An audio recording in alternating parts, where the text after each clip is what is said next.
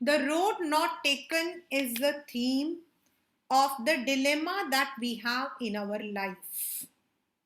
Life में हमारे सामने कई बार ऐसे मौके आते हैं जब आपके सामने दो चीजें होती हैं, दोनों बराबर होती हैं, but you don't know how what to take, क्योंकि आप एक ही चीज को ले सकते हो. For example, you want to become a doctor, but you also want to become an engineer. You cannot become two. आप एक ही चीज ले सकते हो. Either you can take PCB और यू कैन टेक पीसीएम, या आप नीट दे सकते हो या फिर आप जेई दे सकते हो. आपने नीट दे दिया, उसके बाद आपको लगता है यार मैंने बेकार में मैंने पीसीबी लिया, मुझे तो इंजीनियर बनना चाहिए था, तो you can not come back to the school और आप दोबारा से पढ़ाई नहीं कर सकते हो. तो ये जो पोयम है, road not taken by Robert Frost, this is about the choices of the life that we make.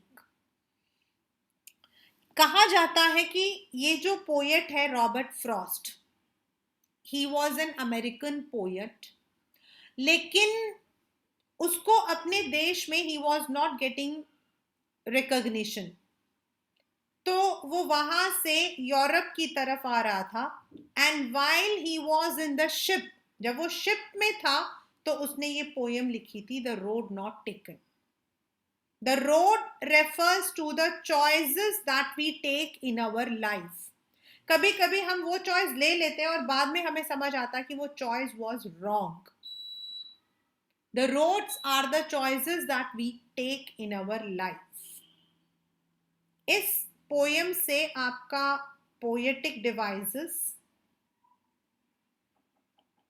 and rhyming scheme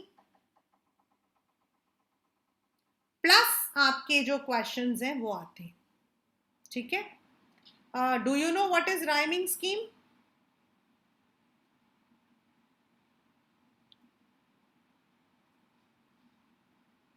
Yes or no? Okay. Now let us start the poem. Two roads diverged in a yellow wood. Yellow wood is, क्यों yellow बोला गया है? Because that was the autumn season. वो जो है autumn का season था जब आपके पत्ते गिरते हैं, और इसीलिए wood का मतलब है फॉरेस्ट. वो एक फॉरेस्ट की तरफ से जा रहा था जहां से दो रास्ते अलग अलग डायरेक्शन में जा रहे थे. और because it was an autumn season, so that is why the forest was looking yellow. Would यहां पर is for the forest. Would का मतलब है यहां पे forest. And sorry I could not travel both, मतलब वो खुद से कह रहा है कि मैं दोनों पे नहीं चल पा रहा हूं, मतलब मैं दोनों रोड्स पर चल नहीं पा रहा हूं. वाई? ये पेपर में आता है. Why was he sorry? Because and be one traveller, क्योंकि वो एक ट्रैवलर था, वो दो रोड पर कैसे चल सकता है? He can walk on this road या फिर he can walk on that road. Long I stood and I look down one as far as I could. मैं वहीं पे खड़ा हो गया, मतलब मैं डाइवर्जन पे खड़ा हो गया और मैं दोनों रोड्स को जितनी दूर मेरी नजर जा सकती थी मैं देख रहा था. मतलब he was pondering, he was thinking, मैं कौन सा रोड लूं, कौन से रोड में क्या फायदा और क्या नुकसान है. To where it bent in the undergrowth, मतलब जहां तक उसको बुशेस दिखाई दे रही थी दोनों रोड में, वो दोनों को देख रहा था. And he was trying to make a decision. Then took the other just as fair, मतलब ये एक रोड है और दूसरा है, लेकिन उसने दूसरा रोड दिया. मतलब एक रोड वो है जिसपे सब चलते हैं, गधे घोड़े बकरी सब चलते हैं, एंड दूसरा रोड वो है जिसको कम लोग यूज करते हैं. In the life everyone wants to become doctor, everyone wants to become engineer, everyone wants to become, मतलब कि हर एक इंसान को पूछ लो मैम पीसीएम लेना, मैम पीसीएम लेना, पीसीएम लेना. कोई बच्चा ये नहीं बोलता कि I would take humanities, I go for मतलब कम लोग होते हैं ऐसा सोचने वाले। सब वो कर रहे हैं तो मैं भी उसी में जाके कूदूंगा। तो the first road is which has been travelled by all, जिस पर बहुत सारे लोग चल चुके हैं, जिसके बारे में हमें पता है। And the second road is less travelled, जिसपे कम लोग गए हैं। देन टुक द अदर, उसने जो है फर्स्ट रोड नहीं लिया, उसने दूसरा रोड लिया। Just as fair and having perhaps a better claim. Better claim मतलब उस पर कम लोग चले थे। It had been used by less people.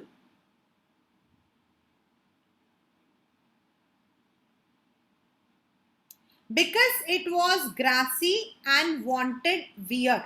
Wanted wear मतलब वो उस पर चलना चाहते थे, मतलब it was not used by many people, it was still grassy. अगर आप किसी रोड पर जिसपे घास होता चल लोगे ना तो वो घास हट जाता है, लेकिन वो सेकेंड रोड जो है उसे देखने से पता लग रहा था उस पर लोग नहीं चले थे, क्योंकि वो अभी भी घास से भरा हुआ था। Though as for that the passing there had warned them really about the same, मतलब दूर से तो दोनों देखने में एक जैसे लग रहे थे। And both that morning equally lay in leaves, no step had trodden black। Morning time था एंड दोनों पर no one had walked। ये पेपर में आता है बेटा। What do you mean by no step had trodden black? ट्रॉड मतलब चलना, ट्रॉड मतलब पैदल चलना। तो दोनों में उस वक्त दोनों पर कोई नहीं चला था। लीव्स गिरे हुए थे दोनों के ऊपर। The leaves had fallen on both the roads. Oh, I kept the first for another day. Yet, knowing how way leads on to way, I doubted if I should ever come back. मतलब उसने जो है decide किया, he will not walk on this road, the first, he will walk on the second road. Yet, knowing how way leads on to way, मतलब हम एक बार एक रास्ता ले लेते हैं ना तो फिर हम उसी रास्ते के अंदर अंदर से जाते हैं, हम वापस नहीं आ सकते हैं। We can never come back. जैसे मैंने आपको बताया, आपने इंजीनियरिंग के लिए पीसीएम कर दिया, उसके बाद आप वापस 11th स्टैंडर्ड में नहीं आ सकते हो। You cannot come back. Once you have decided, then you have to walk on the same path. Ma'am engineering के लिए क्या कर दिया? मतलब मान लो आप एक बच्चा है, उसने इंजीनियरिंग करने के लिए फॉर्म फिलअप कर दिया, ठीक है।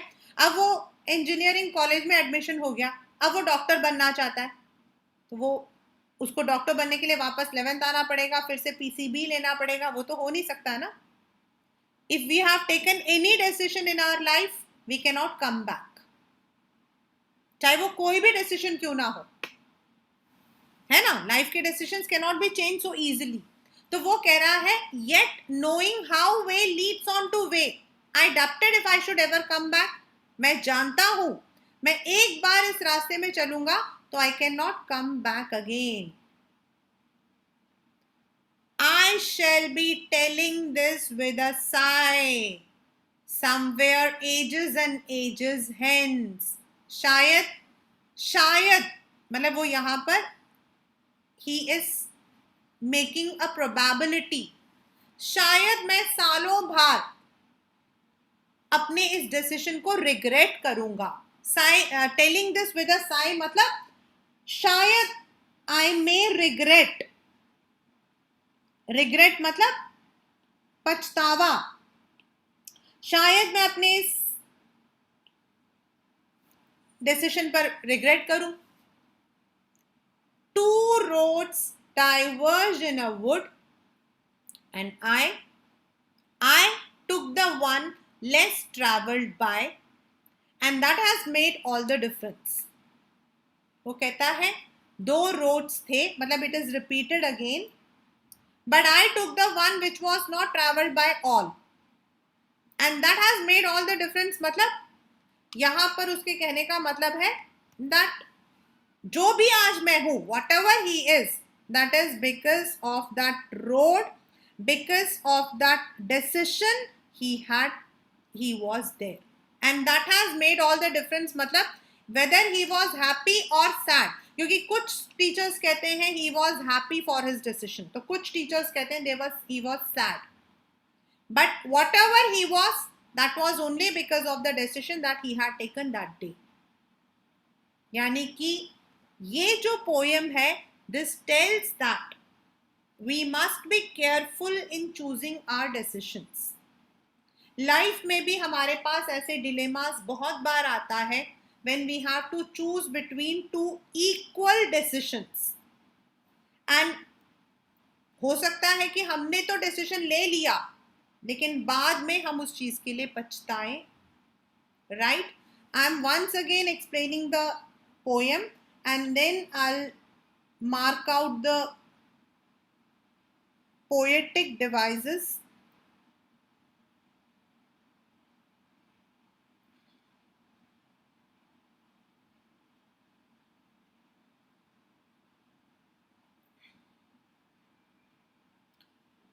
मैं पहले एक बार समझा देती हूँ, फिर I'll mark the poetic devices and rhyming scheme, right?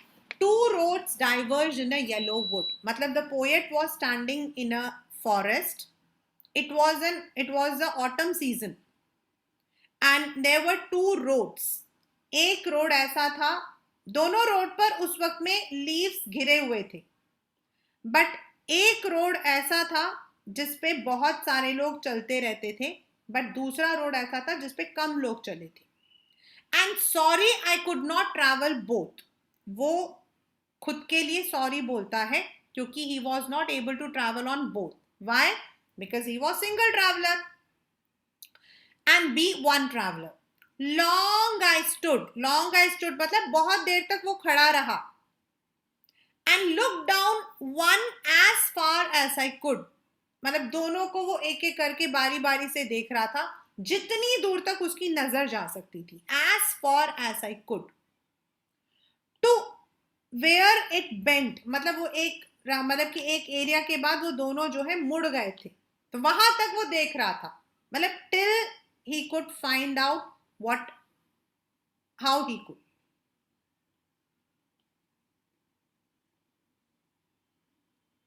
Then took the other just as fair. मतलब मैंने फिर वो रोड लिया जो मुझे थोड़ा साफ लगा. क्यों? Having perhaps a better claim. मतलब many people had not walked on that. मुझे ऐसा लगा that was better because it was grassy and wanted wear. मतलब उस पर कम लोग चले थे. वियर मतलब जब खराब हो जाता, वियर एंड टीयर, कट जाना, फट जाना.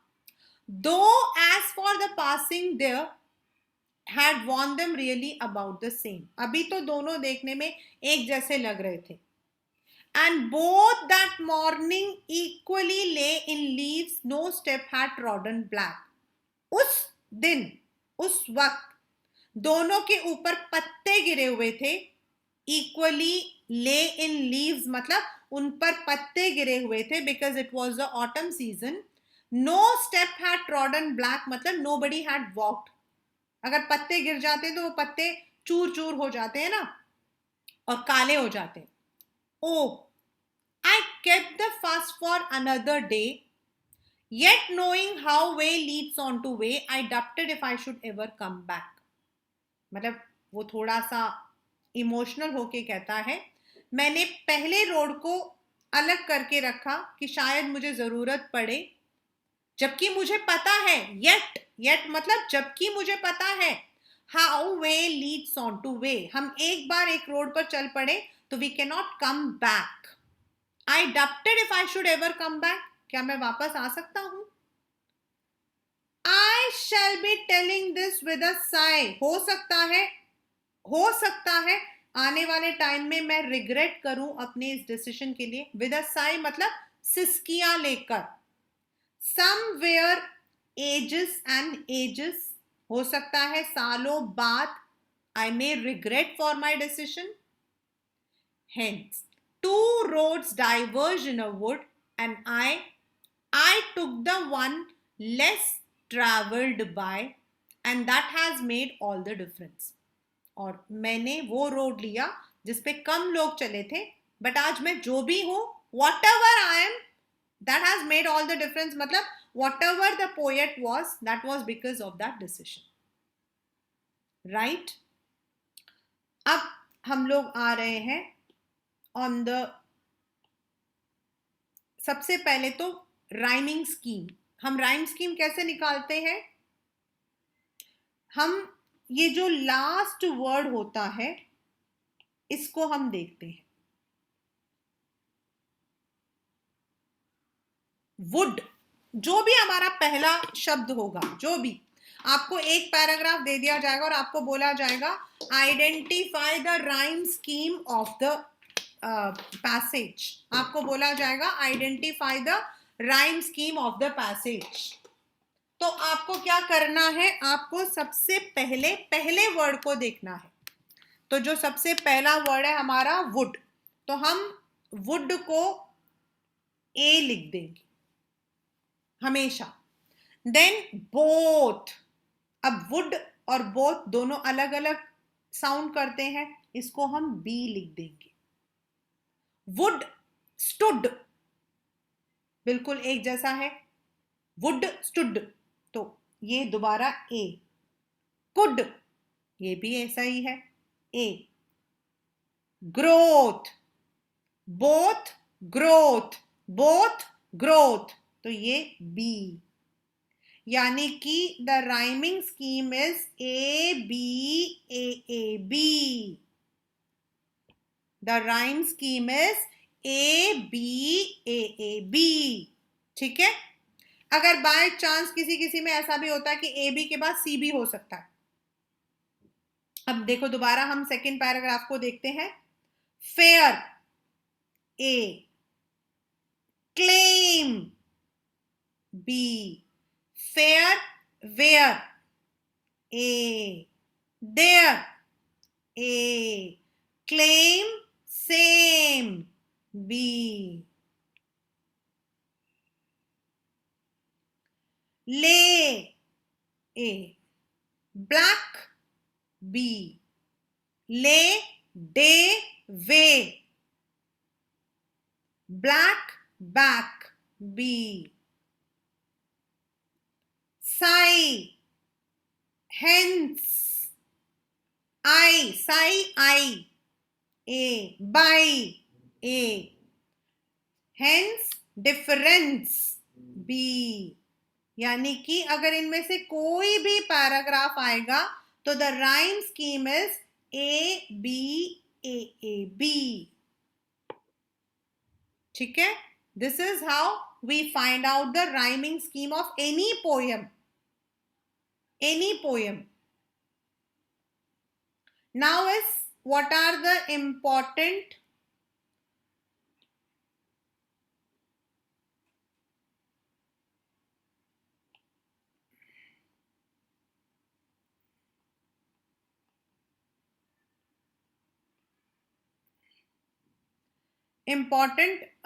poetic devices. Yellow wood, metaphor. ये मैं आपको अलग से I'll be doing this. What are the meanings? I'll do it. And कभी भी बेटा किसी में भी in any poem अगर कोई भी वर्ड अगले लाइन में बार बार आए, जैसे and sorry, and be one, and look down, मतलब बार बार आए, तो हम उसको कहते हैं एनाफोरा. उसको हम बोलते हैं anaphora. We call it as anaphora.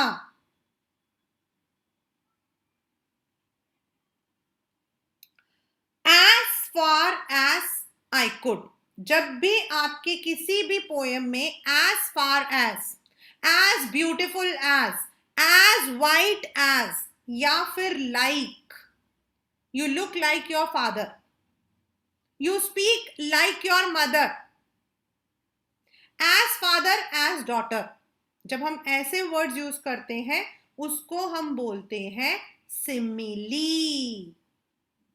Simile मतलब when you are comparing two things using the word like या as father as daughter, as beautiful as a princess, as white as foam, मतलब जब भी हम ऐसा यूज करते हैं, या like he look like a, तो उसको हम बोलते हैं सिमिली। सेम यहां पर wanted wear, जब भी कॉन्सोनेंट्स गुड गोइंग, इसमें जी देखो रिपीटेड है, ब्लैक एंड बोल्ड, इसमें बी आपका रिपीटेड है, ब आपका रिपीटेड है, कॉन्सोनेंट साउंड, उसको हम बोलते हैं एलिट्रेशन। हिंदी में हम बोलते हैं अनुप्रास अलंकार। चंदू के चाचा ने चंदू की चाची को चांदनी चौक में चांदी के चम्मच से चटनी चखाई। दैट इज अनुप्रास अलंकार। जो वर्ड च था, द लेटर च जो था वो रिपीटेड था। So when the letter is repeated, wanted wear, W, were, so it is alliteration. Then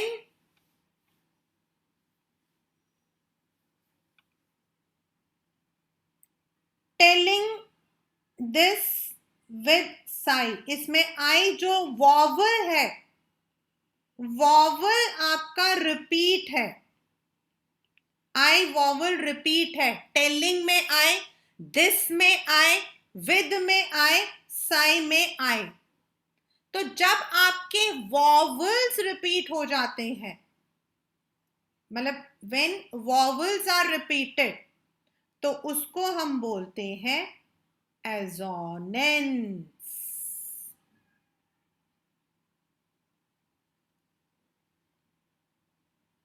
somewhere ages and ages, ये जो वर्ड पूरा का पूरा रिपीट हुआ है, ages and ages, help help, come come, मतलब इसमें वर्ड आपका पुनरावृत्ति, रिपीट हुआ है वर्ड, यहां पर I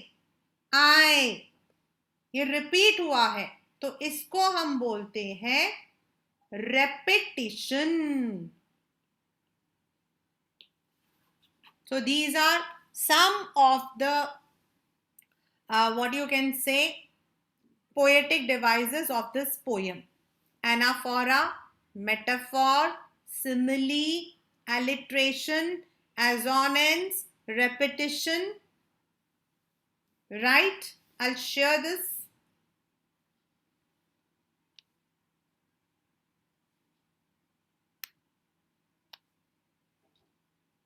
So this is the poem The Road Not Taken.